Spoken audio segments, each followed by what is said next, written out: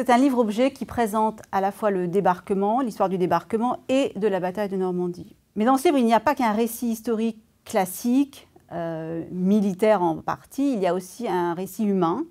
À côté du récit, on trouve des anecdotes, on trouve des descriptions d'objets ou d'armes ou de chars, des choses un petit peu originales et inédites qui permettent d'enrichir justement la connaissance que l'on aurait du débarquement. L'originalité de ce livre, c'est d'être enrichi par des facsimilés, c'est-à-dire des documents d'époque reproduits à la taille exacte, papier, couleur, voilà, on retrouve l'ambiance des années 40.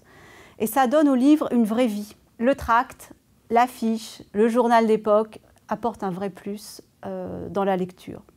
C'est par exemple ce livre de conversation que l'on donnait aux militaires avant qu'ils embarquent pour la Normandie, et évidemment ils ne parlaient pas français.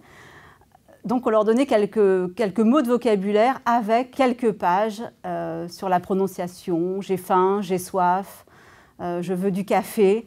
Et je ne suis pas certaine que s'ils respectent la prononciation indiquée, ils se fassent vraiment comprendre en Normandie. Un autre exemple, des photographies aériennes. On sait que les Alliés, évidemment, cherchaient à se renseigner, à savoir qu'est-ce qu'ils allaient trouver en Normandie en arrivant. Ils avaient besoin de savoir tout dans le moindre détail. Les routes, les ponts, les carrefours, les dépôts de munitions, les bunkers, le mur de l'Atlantique. Eh bien, dans ce livre, on va trouver une pochette à l'intérieur de laquelle il y a une série de photographies aériennes qui a été prise au-dessus d'une batterie d'artillerie. Et on voit très bien qu'au départ, il n'y a rien, puis la batterie se construit et on suit non seulement la construction de la batterie, mais ensuite son bombardement par les Alliés.